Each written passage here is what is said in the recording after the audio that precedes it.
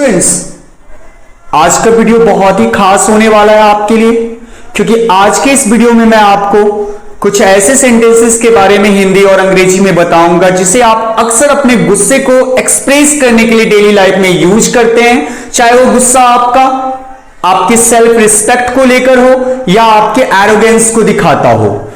लेकिन उससे पहले स्टूडेंट्स, यदि आपने मेरा चैनल सब्सक्राइब नहीं किया है और आप मेरे चैनल पर यदि नए हैं तो आप जल्दी से मेरे चैनल को सब्सक्राइब कीजिए और साथ में बेल आइकॉन को दबाना ना भूलिएगा, ताकि मेरे आने वाले वीडियो की नोटिफिकेशन आपके मोबाइल स्क्रीन पर अपने आप मिल जाए। और यदि आपने मेरे चैनल को सब्सक्राइब किया है तो जल्दी से लाइक और कमेंट करना ना भूलिएगा और शेयर करना तो भूलिएगा ही नहीं। तो let's start our video without wasting much time students. तो स्टूडेंट्स, मेरा पहला सेंटेंस है, मुझे परेशान करना बंद करो।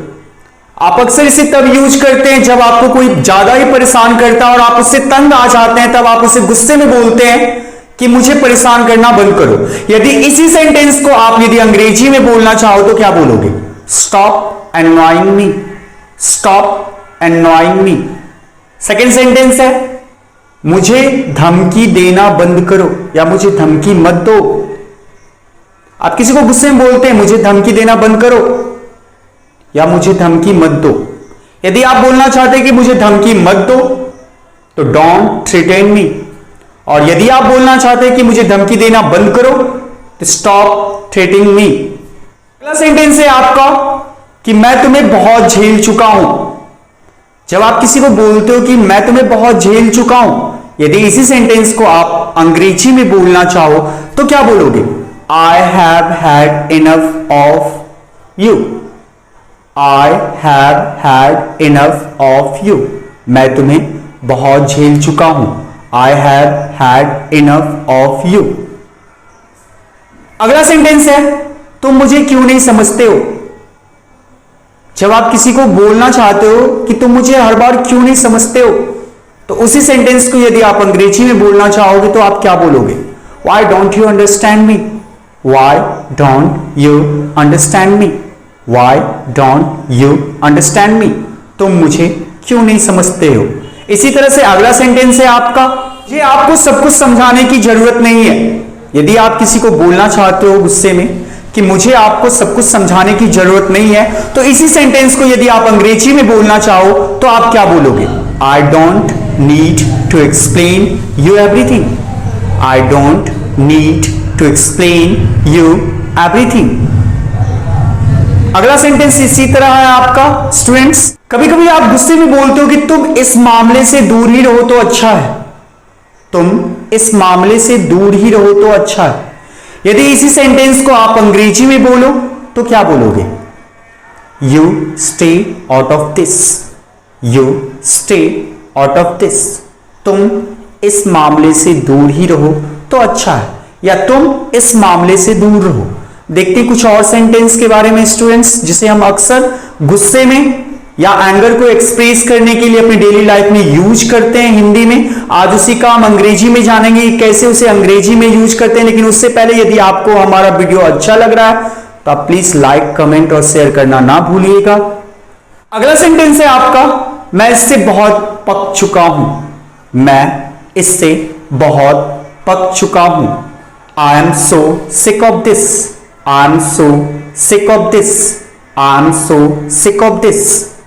फिर हमारा कुछ और सेंटेंस है, जैसे कभी कभार आप बोलते हो कि बहाने बनाना बंद करो। यार बहाना बनाना तो कभी तो बंद करो, बहाने मत बनाओ। तो यदि इसी चीज को आप अंग्रेजी में बोलना चाहोगे तो क्या बोलोगे? Stop making excuses.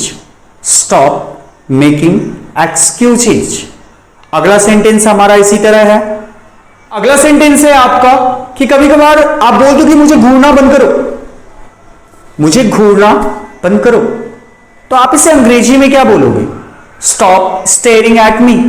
Stop staring at me. मुझे घूरना बंद करो या मुझे घूरो मत। स्टॉप स्टेयरिंग एट, जिसे हम अक्सर अपने एंगर को एक्सप्रेस करने के लिए अपनी डेली लाइफ में यूज करते हैं। लेकिन उससे पहले यदि आपने मेरा चैनल सब्सक्राइब नहीं किया है तो आप मेरा चैनल सब्सक्राइब करो, साथ में बेल आइकॉन को भी प्रेस करो ताकि हमारे रोजाना वीडियो की नोटिफिकेशन आपके मोबाइल स्क्रीन पर खुद आ जाए। तो देखते हैं कुछ और सेंटेंसेस जिसे हम अक्सर अपने एंगर को यूज करने के लिए बोलते हैं। स्टूडेंट, तुम किसी काम के लायक नहीं हो। दैट मीन्स कभी कभार आप बोलते हो गुस्से में कि यार तुम तो किसी काम के लायक रहे ही नहीं। तो यदि इसी सेंटेंस को आप अंग्रेजी में बोलना चाहो तो क्या बोलोगे? You are good for nothing.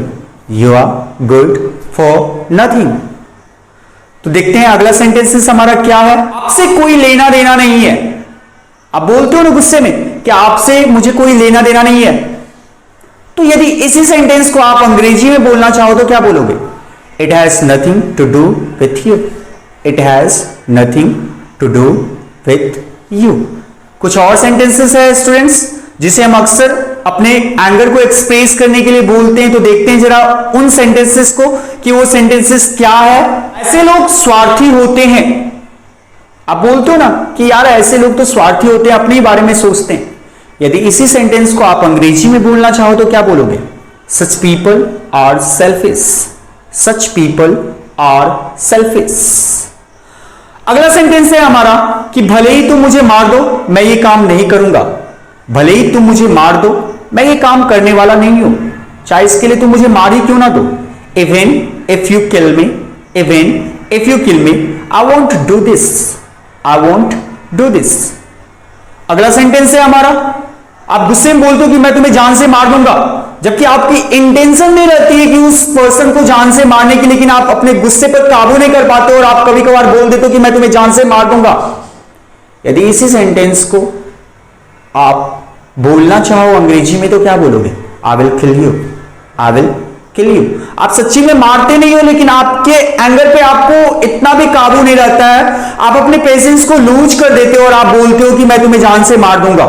यदि इसी सेंटेंस को आप अंग्रेजी में बोलना चाहो तो क्या बोलोगे? I will kill you. I will kill you. देखिए कुछ और सेंटेंसेस के बारे में। मैं तुम्हें चेतावनी दे रहा हूं। मैं तुम्हें चेतावनी दे रहा हूं। I am warning you. I am warning you. कुछ और सेंटेंसेस, यहां पर मत चिल्लाओ।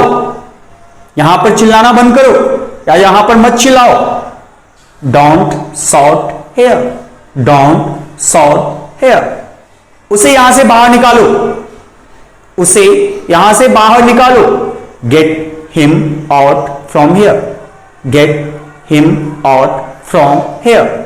Friends, thanks for keep watching me till the last.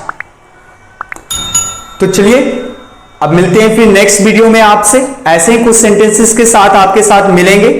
तब तक के लिए थैंक यू।